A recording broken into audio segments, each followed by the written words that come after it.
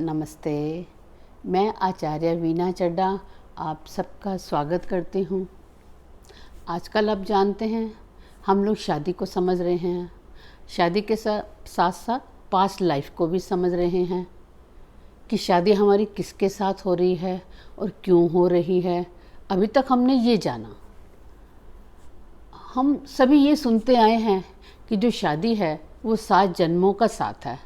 हम सब लोग ऐसा कहते हैं। अब वो 7 जन्म होते हैं या नहीं, इसके बारे में मैं कुछ नहीं कहूँगी।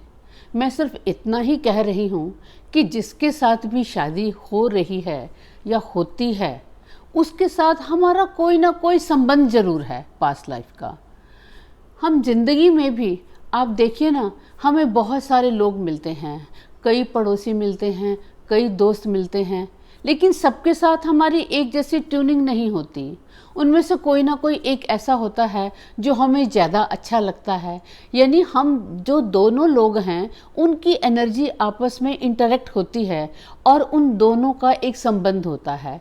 हमारे जब रिश्तेदार, हमारे पड़ोसी, हमारे दोस्त, इवन हमारे साथ काम करने वाले, जब सबके साथ हमारा कोई ना कोई संबंध है तो जिसके साथ हमने पूरी ज़िंदगी बितानी है उसके साथ तो संबंध होगा ही।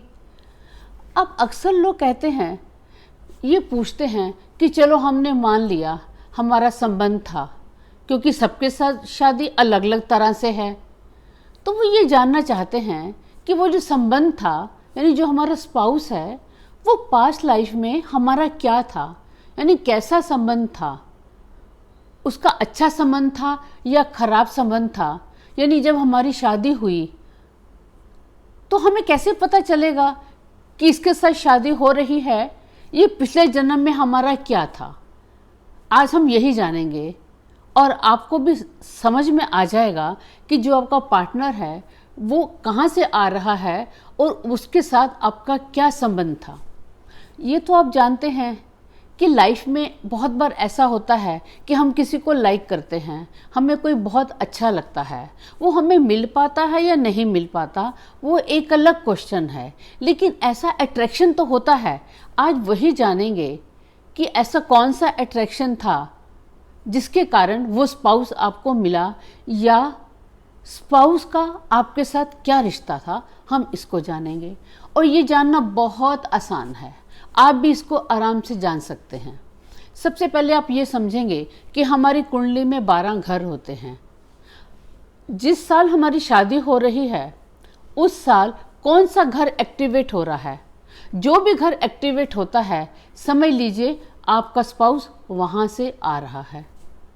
मैं इसके साथ, अगर आपको कुंडली के हाउसेस का नहीं मालूम या उसको नहीं समझ सकते कि ये घर एक्टिवेट हो रहा है या नहीं हो रहा, इसके अलावा मैं आपको कुछ एजेस बताऊंगी।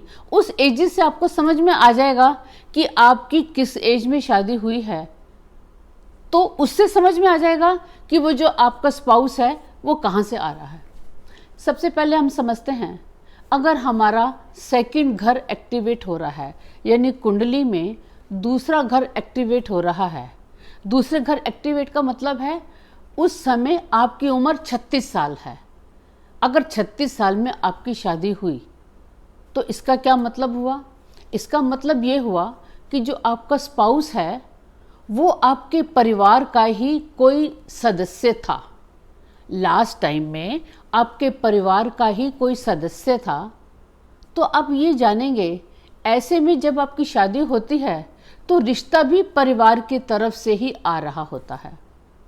जब ऐसा व्यक्ति मिलता है तो आप समझ लीजिए कि आपको धन की कमी कभी नहीं रहती। आपको शादी के बाद, आपकी जैसी भी पहले आर्थिक स्थिति हो, लेकिन शादी के बाद आपको धन, अच्छा धन मिलता है अगर आपका सेकंड घर एक्टिवेट हो रहा है और उस समय नेचुरली आपकी उम्र 36 साल है। अब हम समझते हैं कि अगर आपका तीसरा घर एक्टिवेट हो रहा है, अगर तीसरा घर एक्टिवेट हो रहा है तो समझ लीजिए जो आपका स्पाउस है वो या तो आपका पड़ोसी था, आपका दोस्त था, या आपका कोई भाई बहन था।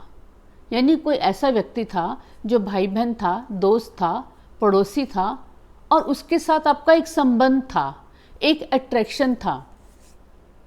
आपके साथ उसकी एनर्जी एक्सचेंज होती थी और उसी एनर्जी के कारण आपको इस जन्म में वो आपका स्पाउस मिल गया। ऐसे में आपकी उम्र या तो 25 साल में शादी हुई है या 37 साल में शादी हुई है।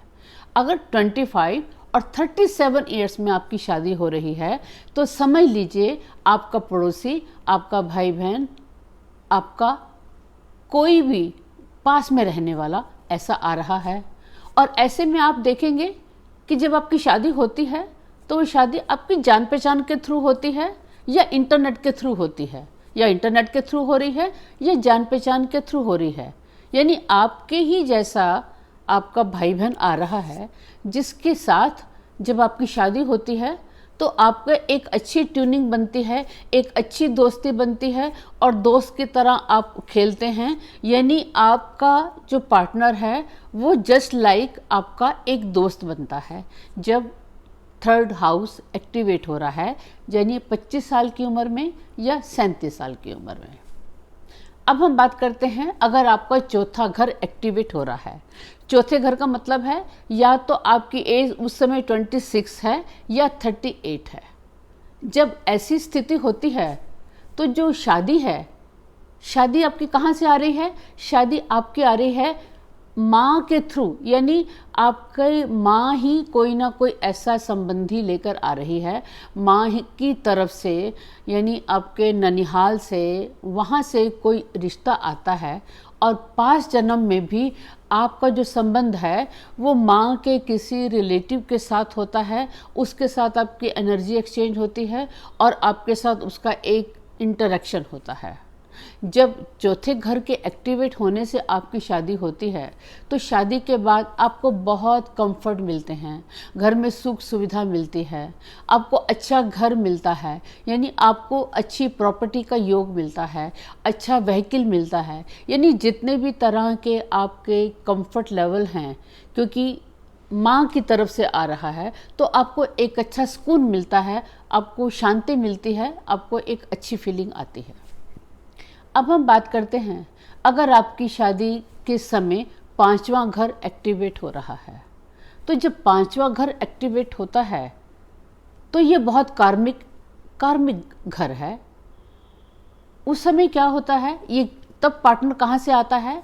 पास्ट लाइफ में आप किसी को चाहते थे, यानी आप किसी को देखते थे, आपको उसको देख के क्रश होता था, आप उसको चाहते थे, उसके साथ शादी करना चाहते थे, आपकी शादी नहीं उसके साथ होती, यानी आपकी एक बहुत तमन्ना थी, आपकी वो डिज़ायर थी। अब वो जो डिज़ायर थी वो तब पूरी होती है। पहले तो ये समझ लीजिए कि ये ज़रूरी नहीं है कि जो आपका पार्टनर आ रहा है वो आपके पिछले ही जन्म का है, पिछले जन्म का भी हो सकता है, उससे पिछले का भी हो सकता है, उससे कई पिछले का भी हो सकता है। यानी जब पांचवें घर में शादी हो रही है तो हम किसी को ऐसा चाहते थे, लाइक करते थे, शादी करना चाहते थे, शादी नहीं हुई तो हमें नेचर हमको बताती है कि भैया इसके साथ शादी करने के लिए आपको इतने पॉइंट्स चाहिए। हम कोई शॉपिंग करते हैं, कुछ खरीदते हैं तो हमको रिवॉर्ड पॉइंट्स मिलते हैं। जब वो हमारे पॉइंट्स इकट्ठे हो जाते हैं तो कहते हैं ना कि ये पॉइंट्स हो गए, अब इसको रिडीम कर लो।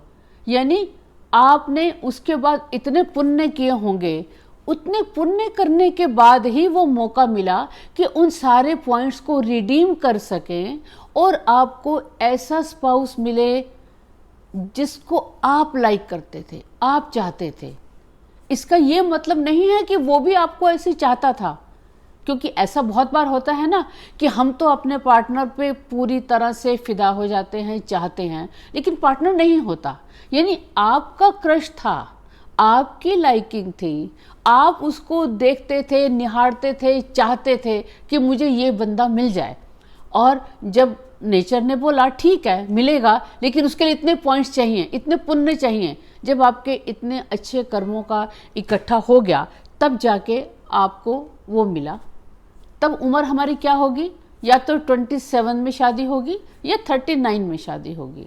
जब 27 में या 39 में शादी हो रही है तो इसका मतलब ये वही इंसान है जिसको आप चाहते थे। अब आ जाइए, अगर आपकी शादी होते समय छठा घर एक्टिवेट हो रहा है। जब छठा घर एक्टिवेट होता है तो हमें कौन मिलता है? या तो हमारी उसके साथ खूब लड़ाई थी, हमारा वो दुश्मन था, हमारा कोई झगड़ा था, उस झगड़े में जो हमारे स्कोर थे वो प्रॉपर सेटल नहीं हुए, हम बदला लेना चाह रहे थे, या हमारा कोई नौकर था, कोई सबऑर्डिनेट था, वो हमको अच्छा लगता था, सबऑर्डिनेट हो, घर में काम करने वाला हो, या हमारा दुश्मन हो, या हमारा प्रतिद्वंदी हो, या हमारा राइवल हो उसके साथ, यानी एक ऐसा इंसान था जिसके साथ हमारा ऐसा वाला संबंध था। तब आपकी क्या उम्र होगी? तब आपकी उम्र या तो 28 ईयर्स या 40 ईयर्स। जब 28 और 40 में जब आपकी शादी होती है तो वो ऐसा ही इंसान मिलता है जिसके साथ आपका स्कोर सेटल करने का रिश्ता था। तब क्या होता है, इस जन्म में क्या होता है, शादी या तो मामा के जरिए आपकी शादी होती है, यानी मामा के जरिए कोई रिश्ता आता है, और शादी होने के बाद आपका बहुत लड़ाई झगड़ा होता है, यानी हर समय लड़ाई झगड़ा रहेगा जब छठा घर हमारा एक्टिवेट होता है। अब हम आते हैं जब हमारा 7th हाउस एक्टिवेट होता है, तब उम्र क्या होती है, या तो हमारी उम्र 18 साल या 29 ईयर। मैं जो शादी की एज ले रही हूँ वो 18 साल से 40 साल के बीच में डिस्कस कर रही हूँ, क्योंकि 18 से पहले कानूनन हम नहीं कर सकते, होती है, और 40 के बाद भी होती है, लेकिन मैं उसको आगे तक मैं नहीं लेके जा रही। या तो 18 साल या 29 ईयर्स। जब हमें ऐसा व्यक्ति मिलता है तो ये समझ लीजिए कि वो हमारा सोलमेट है, यानी उसके साथ हमारी पहले शादी हो चुकी है, वो उसके साथ हमारा पहले ही आत्मा का संबंध है, वो हमारा सोल के साथ हमारा लिंक है, और सोल के साथ हमारा इतना अट्रैक्शन है कि इस जन्म में जब भी हमने पहली बार उसको देखा होगा तभी हमको अंदर से लगा होगा कि हाँ, ये वही व्यक्ति है जो हमारे लिए बना है, जिसके साथ हम शादी करना चाहते हैं, या जिसके साथ हमारी शादी लिखी है। यानी उसको एट वंस एक बार में देखते ही आपको तुरंत आपके मन की घंटी बजने लग जाती है। और जब ऐसी शादी होती है तो समझ लीजिए दोनों एक दूसरे के पूरक होते हैं, चाहे दोनों की क्वालिटीज़ अलग अलग होती हैं, लेकिन वो एक दूसरे के इतने पूरक होते हैं कि एक दूसरे को आपस में सहयोग करते हैं, एक दूसरे के काम में उसके हेल्प करते हैं, यानी एक दूसरे का जो मकसद है वो उससे पूरा होता है। अब हम बात करते हैं जब शादी होते समय अगर हमारा 8वां घर एक्टिवेट होता है तो। वैसे जब किसी का 6ठा या 8वां घर एक्टिवेट होता है तो अक्सर मैं उन्हें कहती हूँ कि इस साल शादी मत करें, लेकिन अब शादी हो ही जाती है जब 8वां घर एक्टिवेट हो रहा है। तो जब 8वां घर एक्टिवेट होता है तो हमारी शादी किस तरह से होती है, या तो शादी भाग कर होती है, या चोरी चोरी से होती है, या छुप के होती है, या रहस्यमय ढंग से होती है, यानी शादी अजीबोगरीब ढंग से होती है, और बहुत झटके से शादी होती है। अब वो जितने झटके से शादी होती है उतने झटके से वो टूट भी जाती है, यानी वो एक कार्मिक अकाउंट होता है जो कुछ देर तक हमारा रिश्ता होता है और वो एकदम से मिलते हैं और एकदम से झटके से समाज से विरोध करके कुछ अलग तरह से ज़बरदस्ती कोई ना कोई ऐसी बात हो जाती है, यानी शादी से पहले मान लो संतान भी हो जाना, मतलब कई तरह की ऐसी बातें होती हैं कि जोर ज़बरदस्ती जिसमें जो समाज है, समाज की इन्वॉल्वमेंट कम होती है। ऐसी जब 8वां घर एक्टिवेट होता है तब हमारी उम्र क्या होती है, या तो 19 साल होती है या 30 साल होती है। अब ऐसे में वो कौन हमारे पास आ रहा है, ऐसे में वो आ रहा है जिसके साथ या तो हमने पिछले जन्म में हमने कुछ सांठ-गांठ की थी, कोई हमने गुप्त स्कीम में उसके साथ हम इकट्ठे हुए थे, उसके साथ या तो कुछ रिसर्च का काम था, या कोई अलग से हमने कुछ समाज विरोधी काम किया था, कुछ ऐसा काम था जिस काम के साथ हमने किया था और हमारा वो काम करते हुए हमारा कुछ न कुछ हमारा कुछ अधूरापन रह गया था, और वो अचानक ही वो मिलते हैं, वो काम जो पूरा करना था वो पूरा हुआ और एकदम से छुट्टी हो जाती है। अब उसके बाद जब हमारा 9th हाउस एक्टिवेट होता है तब कौन मिलता है, जब हमारा नाइन्थ घर एक्टिवेट होता है तो पिछले जन्म में या तो वो हमारा गुरु होता है, हमारा टीचर होता है, यानी कोई फादरली फिगर होती है जिसको हम फादर के समान समझते थे, लेकिन उसके साथ हमारा बहुत अटैचमेंट होता है। बहुत बार देखा है ना, कोई टीचर बहुत पसंद आता है, टीचर को स्टूडेंट बहुत पसंद आता है, यानी टीचर और स्टूडेंट का आपस में अधिक गहरा अट्रैक्शन हो जाता है। या किसी गुरु के साथ, अपने बहुत से गुरु की कहानियाँ भी सुनी होंगी, यानी कुछ ना कुछ ऐसा होता है कि उसके प्रति हम बहुत अट्रैक्ट हो जाते हैं और गुरु भी अपने चेले के प्रति अट्रैक्ट हो जाता है, यानी ऐसा वाला संबंध होता है जब नाइन्थ घर एक्टिवेट होता है। अब आप पूछेंगे तो उम्र क्या होती है, या तो 20 साल होती है या 31वां साल होता है, यानी 20वां स्टार्ट होता है या 31वां स्टार्ट होता है, तो हमें इस तरह की शादी होती है। और जब ऐसी शादी होती है तो उसके बाद क्या होता है, बस उसके बाद समझ लीजिए, जब ऐसी शादी होती है तो जो हमारा स्पाउस है वो हमारा एज बॉस बन जाता है, यानी बॉस की तरह ही हमारा ट्रीटमेंट होता है, यानी जैसे वो कहेगा हमें वैसे करना पड़ता है। और उसके बाद जो स्पाउस का धर्म होता है, जो उसके रिचुअल्स होते हैं, वो जो उसका संप्रदाय होता है, यानी हम उसको मानने लग जाते हैं। यानी स्पाउस ही फिर आपको इंडिकेशन देता है, नहीं अब इस मंदिर में नहीं जाना, अब यहाँ जाना है, अब ये वाला काम करना है, इस गुरु को मानना है, इसको अपनाना है। यानी वो अपना गुरु के संबंध में, धर्म के संबंध में आपको एक नई बातें बताता है, यानी एथिक्स क्या हैं, मॉरल्स क्या हैं, वो सब कुछ बताता है। और उसके हिसाब से हम भी बिल्कुल बदल जाते हैं और हम वैसा ही करते हैं। अब हम देखते हैं जब हमारा 10वां घर एक्टिवेट होता है तब क्या होता है। जब हमारा 10वां घर एक्टिवेट होता है तो हमें अपना ऑफिस का ही कोई कलीग मिलता है, यानी हमारा ऑफिस का ही कलीग था जिसके साथ हम पहले हमारा संबंध था, और उस ऑफिस के कलीग के साथ ही हमारा अट्रैक्शन था। और वो अट्रैक्शन हमारा इतना ज़्यादा था कि हमारी शादी नहीं हो पाती, संबंध नहीं हो पाता। तो इस जन्म में, क्योंकि जो भी हमारी इच्छा होती है, कोई भी हमारी डिज़ायर है जो पूरी नहीं होती, वो हमारे सबकॉन्शियस माइंड में बैठ जाती है और वो जो चिप है उस चिप के अंदर ही रहती है। जब हमारा कोई भी दूसरा जन्म होता है, हमको बॉडी दूसरी मिलती है, शरीर दूसरा मिलता है, जैसे मोबाइल दूसरा आ जाता है, लेकिन चिप तो वही रहती है और उसी चिप में वो एक्टिवेट होता है और उसके कारण ही हमको उस तरह के लोग मिलते हैं। ऐसे में क्या होता है, इस जन्म में भी शादी उनके किसी कलीग के साथ ही होती है जिसके साथ वो ऑफिस में काम करते हैं, एक ही जगह वो काम कर रहे होते हैं, उसी माहौल से उन्हें कोई पसंद आता है और उसी के साथ शादी होती है। और ऐसे में हमारी एक एज होती है 21 ईयर्स या 32 ईयर्स। जब ये दो एज होती हैं तो हमें इस तरह का ही पार्टनर मिलता है। अब हम बात करते हैं, अगर हमारी शादी होते समय 11वां घर एक्टिवेट हो रहा है। जब 11वां घर एक्टिवेट होता है तो हमें कौन मिलता है, हमें अपने बहुत जानकार लोग मिलते हैं। पिछले जन्म में हमारे जानकार थे, ऐसे लोग थे बड़े ओहदे के थे, किसी सरकारी ऑफिस में काम करते थे, कोई पॉलिटिशियन थे, कोई इस तरह के लोग थे, बड़ा भाई था, हमारे दोस्त थे, हमारे इस तरह के जानकार थे जिनके साथ हमारा संबंध था और वो संबंध इस जन्म में पूरा होता है। तब हमारी उम्र क्या होती है, या तो 33 ईयर्स होती है या 22 ईयर्स होती है। अब हम लास्ट बात करते हैं, जब हमारा 12वां घर एक्टिवेट होता है।